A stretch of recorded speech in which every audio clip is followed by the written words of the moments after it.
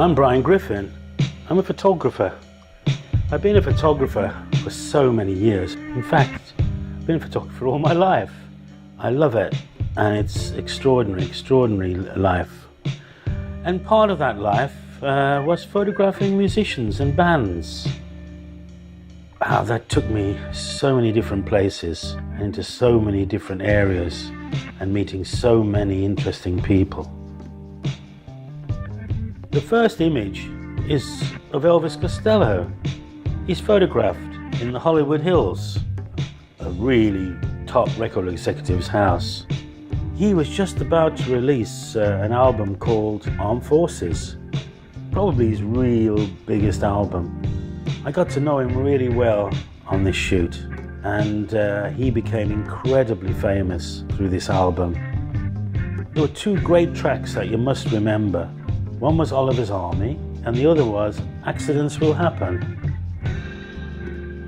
This portrait was taken for a magazine called Radio Times, because I was an editorial photographer as well. John Peel was a famous DJ, primarily in the 70s and the 80s. An extraordinary man. And there he is holding a 12-inch long-playing record, dividing his face. A wonderful woman was LENA LOVICH, so inventive, so creative. She was on Stiff Records. I worked so much with her for a short period of time of 3 years, I think. I did 2 album covers, plus her famous single called Lucky Number. This is the late 70s. Iggy, he was incredible. You could never call him Iggy. You actually had to call him James. He exhausted me. He was an extraordinary man. It shows in some ways my different technique. Here, I would put light on the subject and the background, and then I would use spray cans to spray around the light, a bit like a graffiti artist. This is a real good example of what I was saying about Iggy. This is Toya Wilcox. You can see the sprayed paint on the background next to her. This really demonstrates a technique that I was going through with my photography in this early part of the 80s. In fact, it's 1980. Kim Wilde was a very, very quiet, beautiful woman. And here I just crumpled up some old newspapers and hung a red light bulb down into the shot. Goodness knows why. Probably my most famous photographic session in the history of my music photography, and that was for Depeche Mode, A Broken Frame. This became almost the most famous album cover on earth.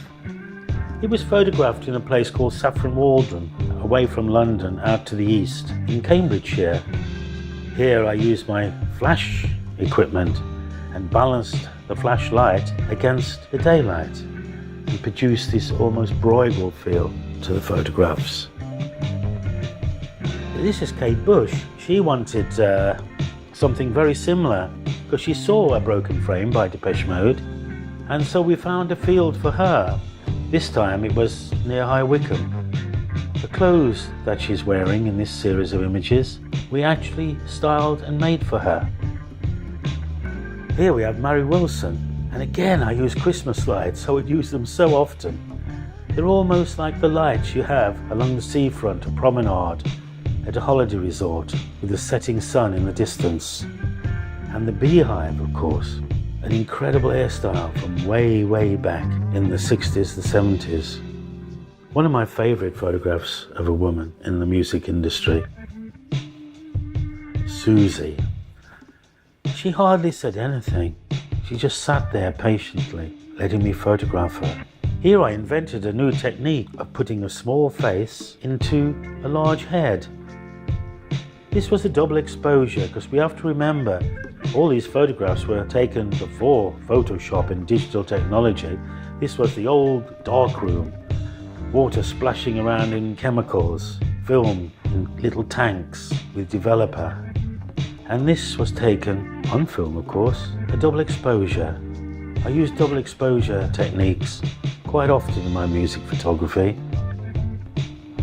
George Melly, I really enjoyed being with George. He became a good friend. He was the man you would go to on surrealism, and certainly English surrealism.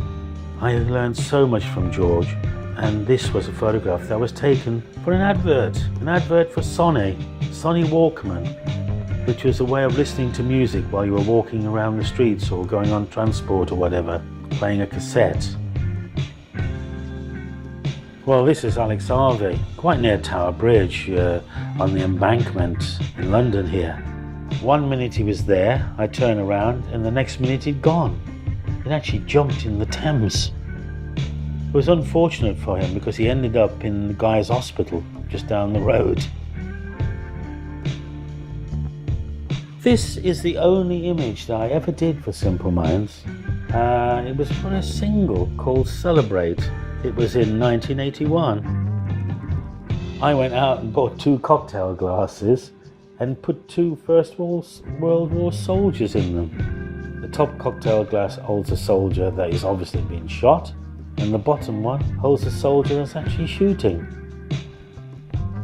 Again, this wasn't for the music industry, it was for editorial, for Time Out in London here. Here we have Paul Smith, the famous fashion designer and owner of all the Paul Smith shops, and Fran Healy out of Travis. There was this curtain within Paul Smith's offices, and I just played around with them and played around with the curtain.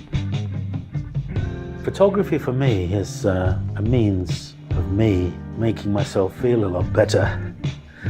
It nourishes me so much. It's wonderful to take a photograph and then within a very short space of time to look at it, view it, enjoy it, and feel delighted that you actually took it.